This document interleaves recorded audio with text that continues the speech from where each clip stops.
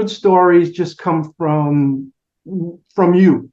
If you're writing stories just because everybody else is writing stories like this, it's not honest. But if it's something that personal, then it's real, and those are the best stories.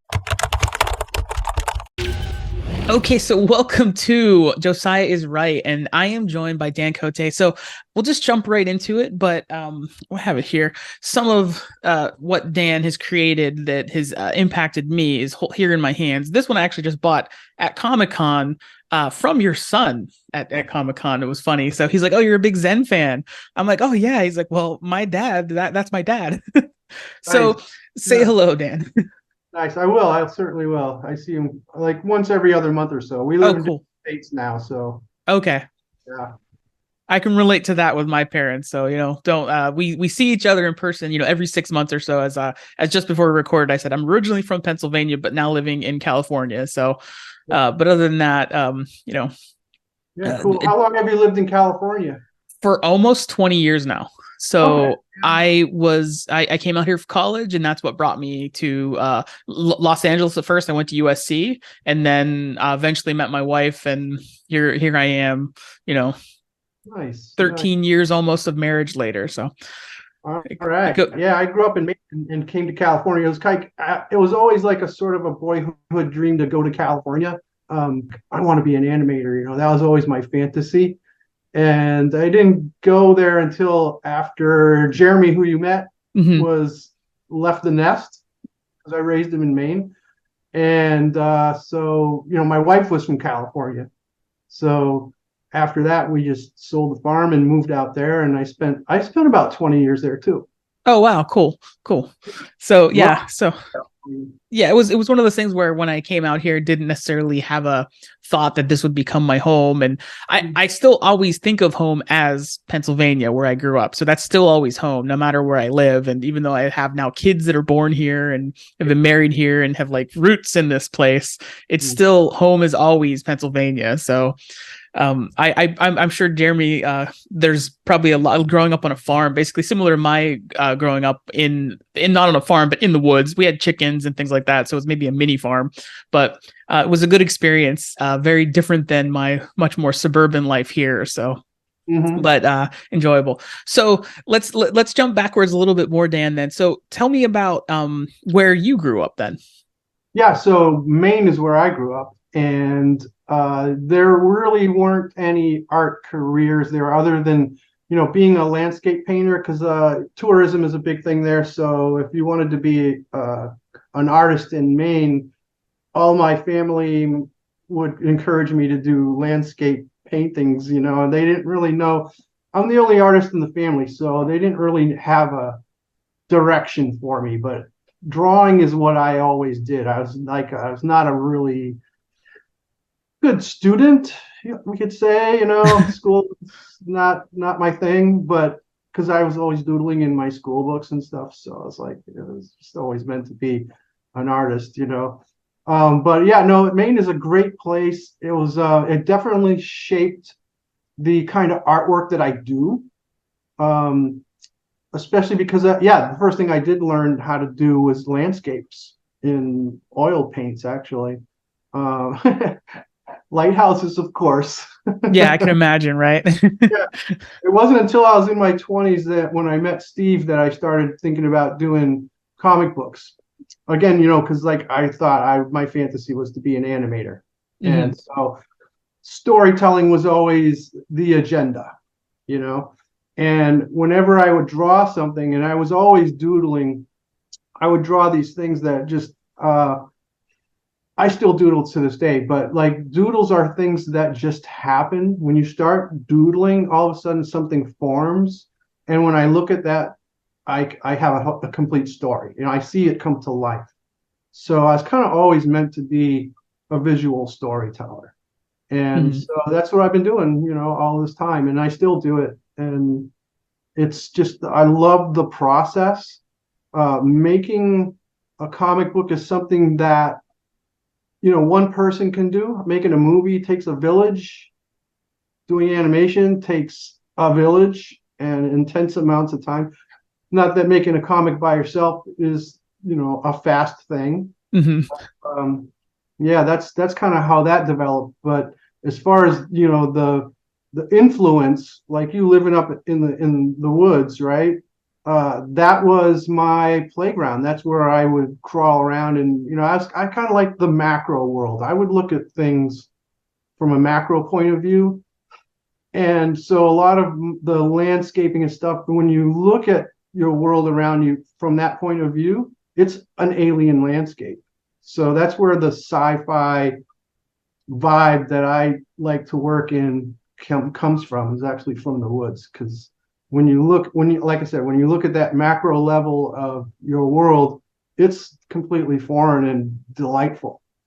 And fortunately for me, I have a vivid imagination. So that's really what my agenda is with most of my art, is to spark that in everybody else, because we grow up and we get cynical and we get jaded, and you never want to lose that curiosity for your world. And so by creating these alternate worlds, I'm trying to call your attention to this one, because this is a fantastic, beautiful planet, so No, yeah, that's I can relate. It's funny because I'm working on, literally as I was, waiting for you to join, I'm working on a novel that's set. It's based, set on my experience as a kid in the mid '90s in Pennsylvania in similar woods, where the imagination, but like you said, that's where like I remember like as a kid riding the school bus, and it's all these streets that are just woods on both sides as you're driving down it, and I would envision like myself as some kind of character like leaping through the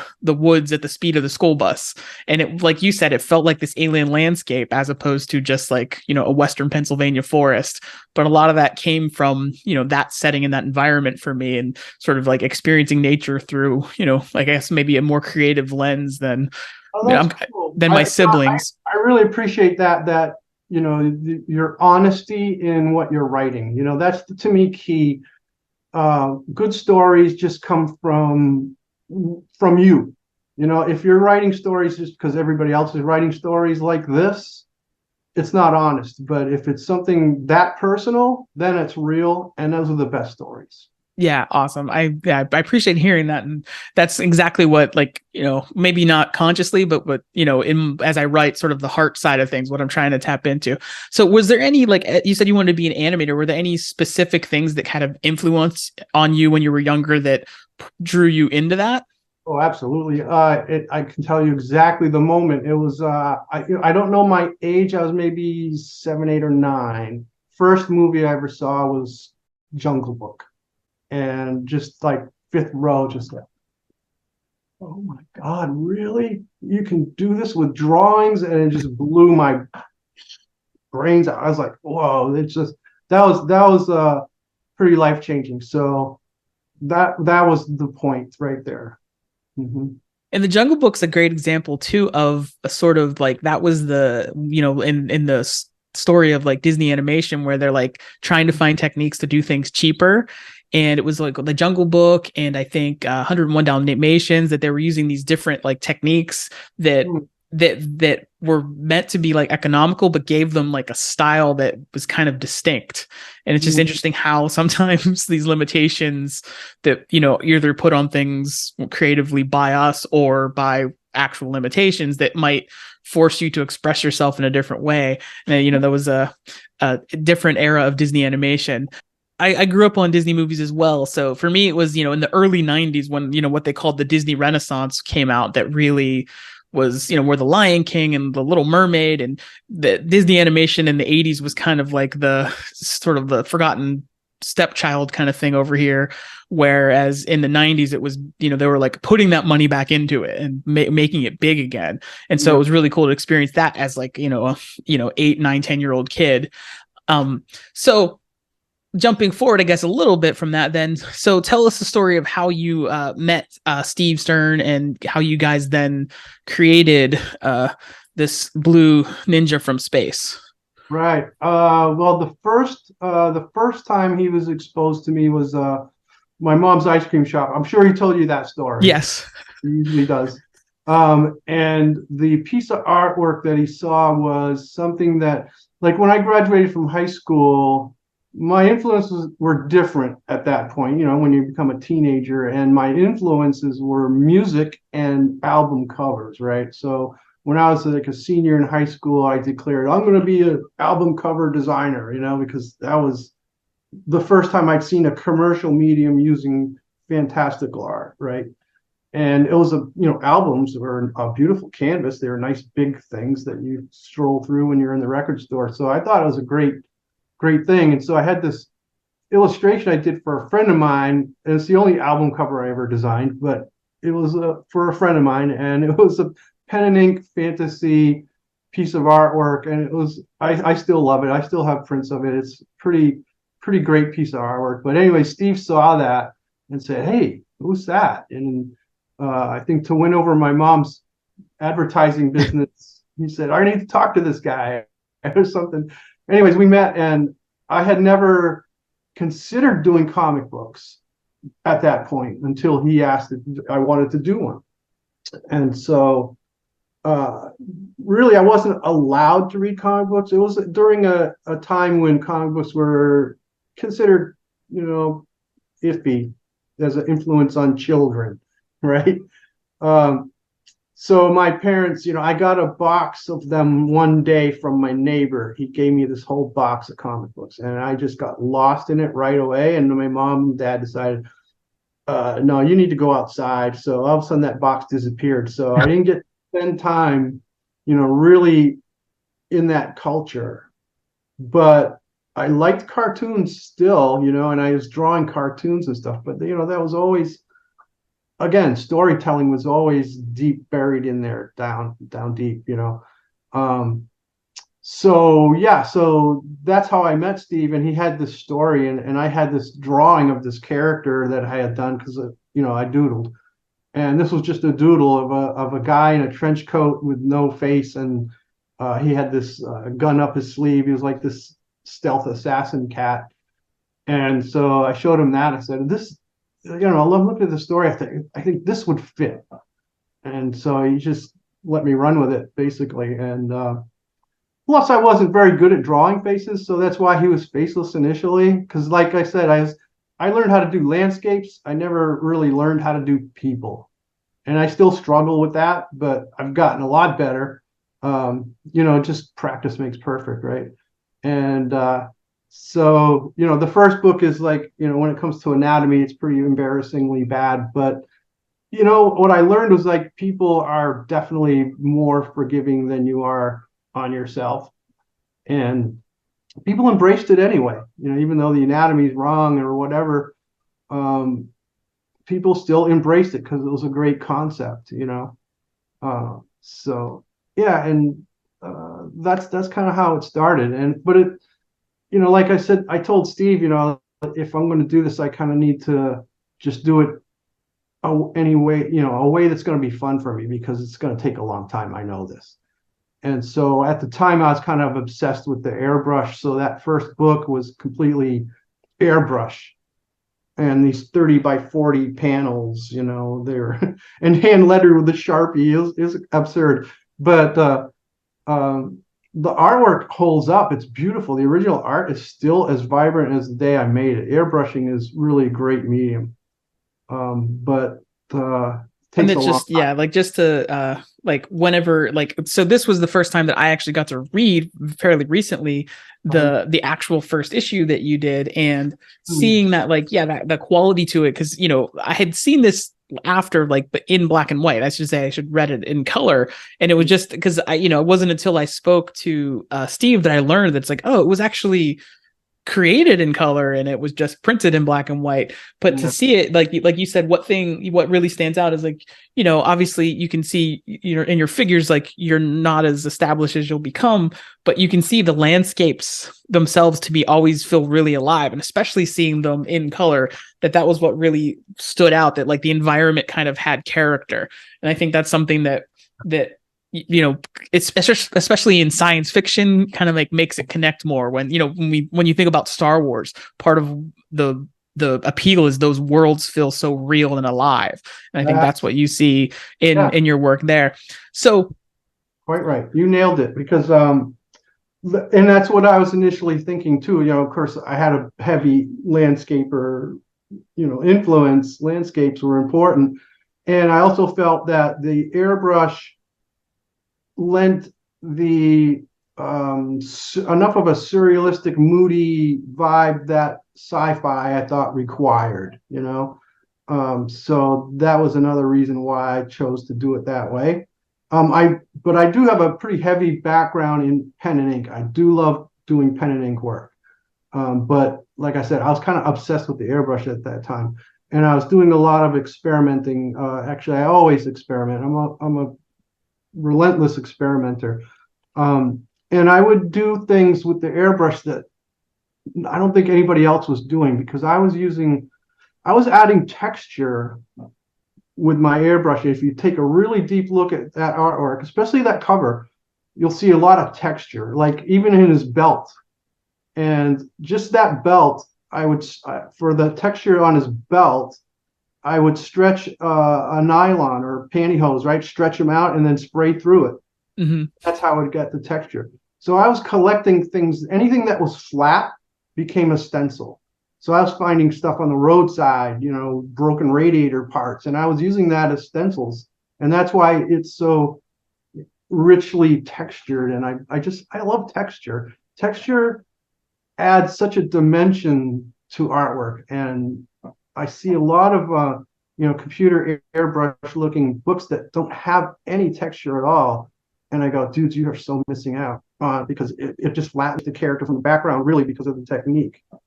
I'm kind of all about technique. I love technique. Because, you spend a year making a book, you better be having fun. And that's kind of how I approach it. I'm having fun, and I'm experimenting, and I'm playing around.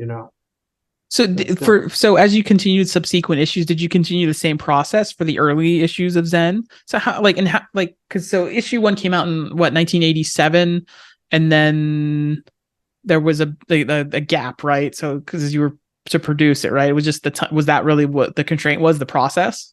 The process was never, ever the same. Mm-hmm. Okay. Every book was different, slightly different.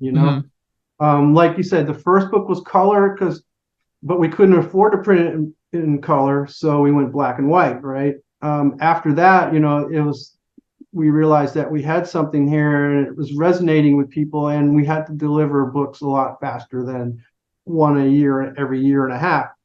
And so I was trying to find a way to make the process faster, still using the airbrush. So I started making some of the books just black and white airbrush.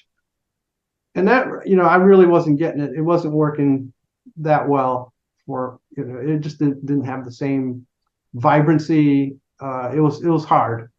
But other people were getting involved in it too, that were more, professionally oriented. So, I just kept experimenting and doing different things and having a good old time.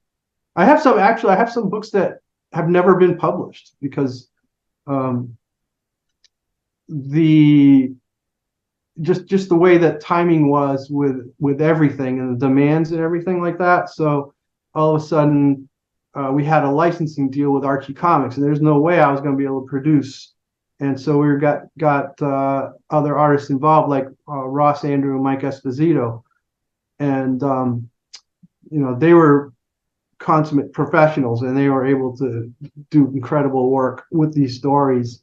So I was pretty much just noodling around all the time. Yeah. It's interesting though, thinking about I think what might have made that first issue in particular stand out was the fact that it did have that different style to it. Because if you think of like indie comics at that time and black and white comics, it was like the Ninja Turtles sort of style, where it was, because of its black and white, it's all these pen and ink details that look really cool, but that was kind of like everything. So everything kind of that was quote indie at that time, like had that same look. So you have something that has almost like a painted sort of, even though it's in black and white, that painted like sort of almost like floatier look. It makes it, actually gives it a distinction thanks to that process, which just kind of like when I'm, looking back on things and seeing that. So, yeah. In fact, right now I'm just for fun. I have I have one of the an iPad and I'm using Procreate, right? And that is a delightful tool to use for coloring. And so I took the original Andrew Nesposito uh, artwork and scanned it in, and I've been colorizing it. So I'm essentially remastering what they did, and you can still see the pencil lines and the ink lines through it. So it's not, I'm not painting over it or anything like that. So keeping the integrity, but remastering it, and that's what I mean by experimenting. I'm always trying different things, and it's like I said, it's got to be fun, and I'm having fun with it. So I'm doing that right now. But That's cool because those images I love because the detail and the art there that it's like that old school Marvel meets like maybe meets like a Ninja Turtle style as it was like as a kid to me in my head. I remember at the time, so I didn't really know the Ninja Turtles was I think I knew it was a comic before that, but I knew Ninja Turtles as the cartoon and the Archie comic. So I knew the sort of the more like cartoony kid friendly version because I was a kid. And I remember literally because the Zen toys and the Turtle toys and the comic books, to me, it was all interconnected because, in my brain, they're all compatible because they're like this tall when I play with them. So like that style of that comic book style kind of fit into that universe. So it was cool to then later to discover, later in retrospect, like sort of the roots of the character and how it evolved. And then learning now as an adult, like the idea that how it's like literally, oh, this was made to appeal to me as a child, as a consumer, learning those things too is kind of fun too. But yeah, that's an interesting point you raised because like the initial book, the first book, you notice is pretty bloody, right? Mm-hmm. And at that time, my son was probably 5 or 6. So I was like, my kid can't read my book, and that's a problem. And that's why we, reconsidered our approach to the story, and his blade became the photon stick that we now have. And that was so that I could reach a broader audience. I wanted to reach a broader audience. And I've always been really kid oriented in my stories that I do. I always want to make sure that I don't alienate kids, you know. Um, and so yeah, that's kind of where that came from. So by the time we got to the second printing, we had changed that directions. But the first, I think it was just the first book that had the spear, Mm-hmm. bloody spear. I mean, I can do gore all day long. That's really easy. Let me tell you what, making things that are not gory is a lot harder, especially, to make a compelling story with lots of action. And, that's always my agendas. I want these books, every image that I do, I want it to be a standalone image. Every panel I want to be exciting. That's why I don't care for stories where it's just talking heads, and I don't want to ever do just talking head stories. I have to have, there has to be action. And I think again that comes from that whole animation way of thinking, because I remember reading a quote from Disney that he would direct his artists to not waste any time on anything that does not contribute to the story, and keep the story moving along. And so I think that's where that came from. Mm-hmm. It's funny, interesting. Again, I can relate to like the novel I'm working on right now, where I'm grappling with that. So when I wrote through it, I just wrote it as I sort of saw it in my head, and I wanted to be a novel that could appeal to a young adult audience and it's appropriate for them. So, and there's parts where there's violence because that's part of the story. But when I realized when I wrote those parts, it was I wrote it as intensely as I could envision it just because that's the way I wrote it. But then when I'm going back, I'm like, okay, I don't need, this is too much, less is more. And, suggesting things and sort of figuring out how to like make it still convey what you want it to convey, but appropriate to a broader audience without quote censoring it. That's the balance that I'm trying to strike. Yeah. Plus the thing you got to remember too is the audience, you got to think about the audience, and the audience does fill in blanks very well. That's why books are great, because you're reading a book and your imagination is visualizing it for you. If it's if it's just a novel. Um, and so like when you read, I don't know when about you, but when I read a comic book, I kind of have to read it 2 or 3 times to absorb everything, because you gotta get the story, and then you want to look at the details and what the artist was thinking about and how they were thinking about the flow of things, and then you scrutinize it a little deeper. And that's what I love about comics, is like you can read them over and over again. It's a different experience every time. You go in deeper and deeper. Very true. Very true. Yeah, yeah. And I find myself a lot of times like I'll reading things in comic book pages and panels, not because I missed something, but either reading it actual dialogue again to make sure I understood everything that was said, or like you said, like looking at the visuals within each panel and then the flow of those panels. I remember when I was a kid, probably maybe even my early 20s, I read a book about writing comics from, I think it was Peter David, and I still have the book, but he talked about that, like that I'd never really thought about up until that point, the flow of the panels and how you're creating static images to create this sense of motion in them and how they carry into each other. That tells the story too. And just thinking about that. And then like ever since that, it affected my reading of comic books to try to like see those things. And I'm always like, well, is this what they intended, or is this what I'm getting? Which is what's great about comic books, is you can, like you said, you can read that page again and sort of have a different experience depending on kind of where you shift your focus. So Yeah, true is, and I think initial that when I first started doing this stuff, I was not thinking in that way. I took a class and learned that mhm. as a 40-something adult, actually, and that changed the way I look at telling stories.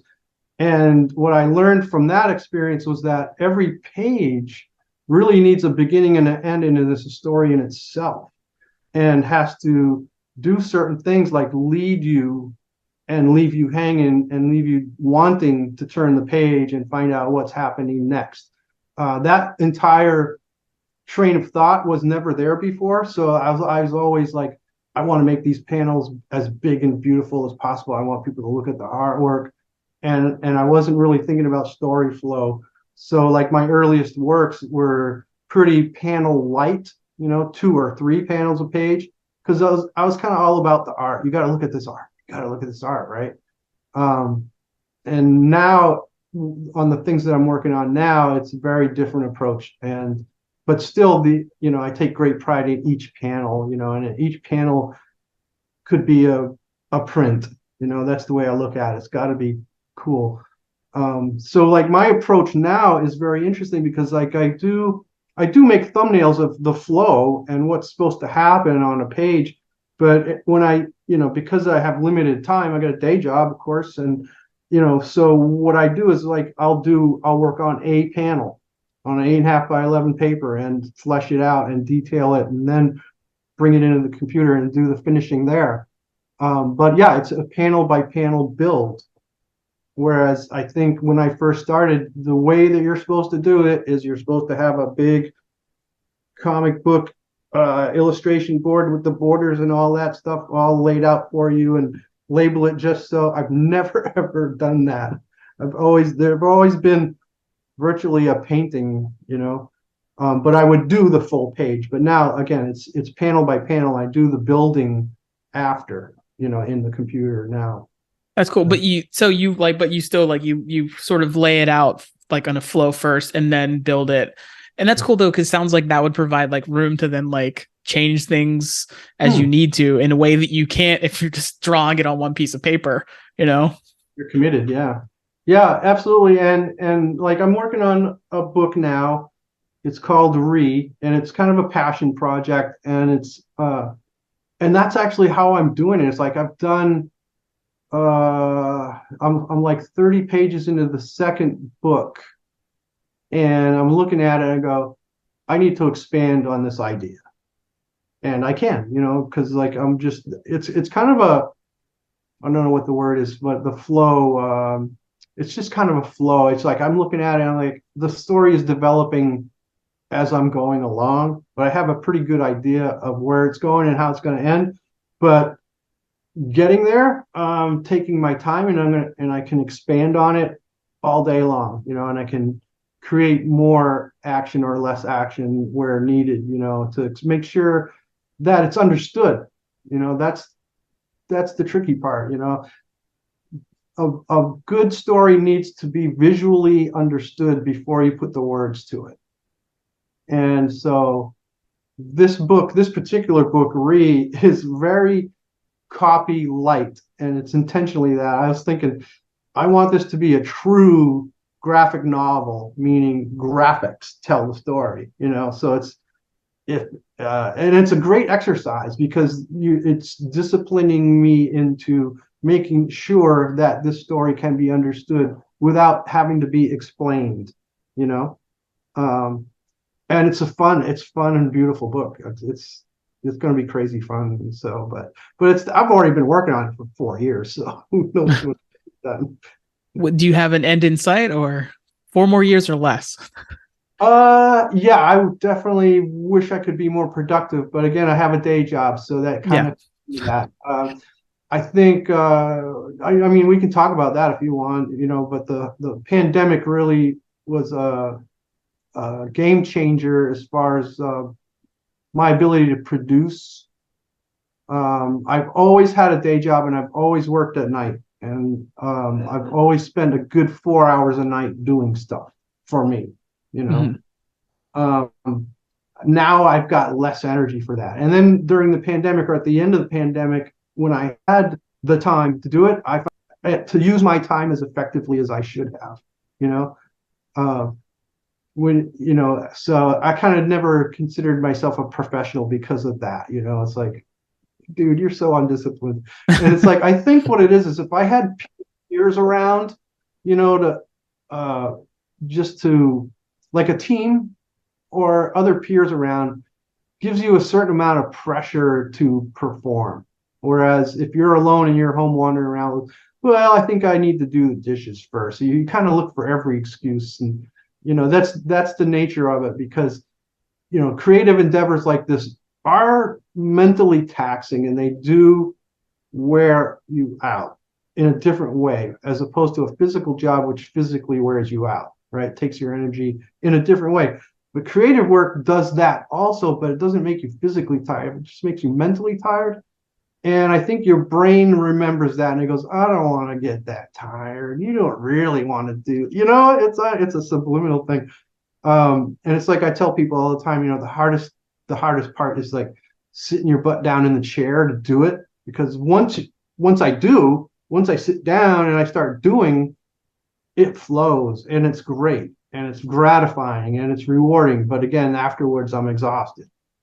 Yeah, it's funny. Last night I'm in many nights this happened to me. I'm in the same situation where I'm, primarily taking care of my little kids.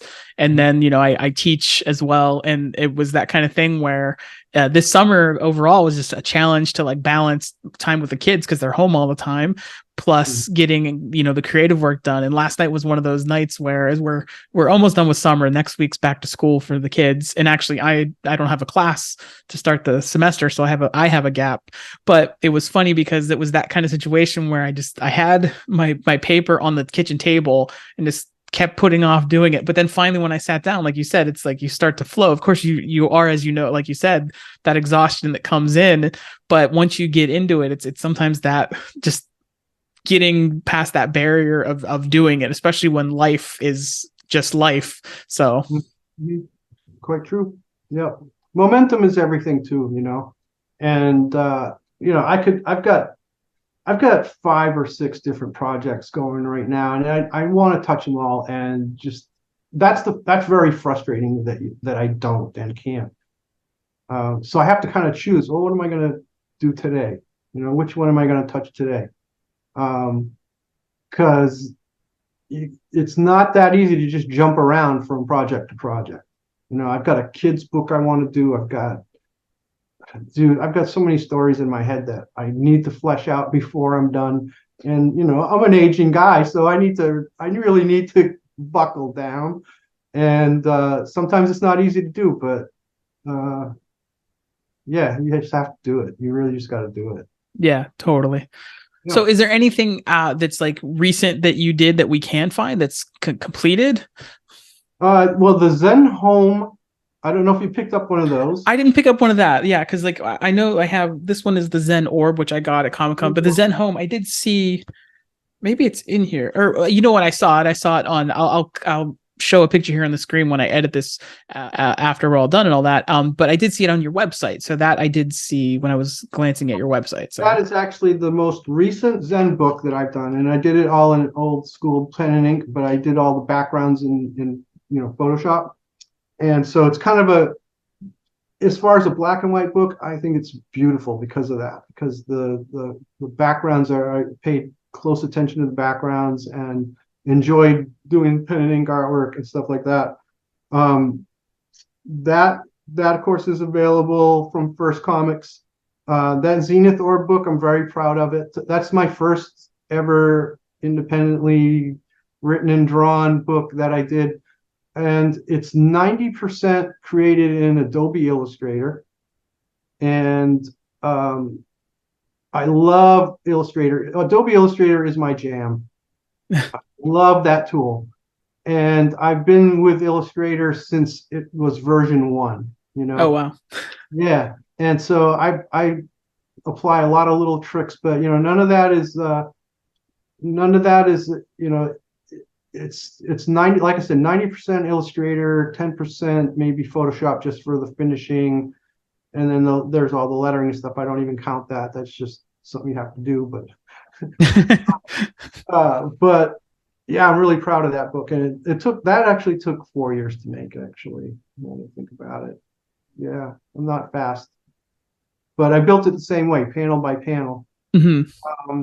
And the last, as far as other books, the last 2 years I was working on a series called Tales of Tesla, and that kind of got me through the whole pandemic, because I had a pretty good job in LA, but I got laid off in the middle of the pandemic, and I kind of freaked out at that time because like everybody was abandoning ship, and I'm like, oh, what am I gonna do? And I was desperately calling people and friends and all this stuff, and I found this guy who was obsessed with Tesla, and he's not an artist or anything. He's just a dude that loves Tesla. He's actually an engineer, and but he always had this vision that he wanted to tell Tesla's story.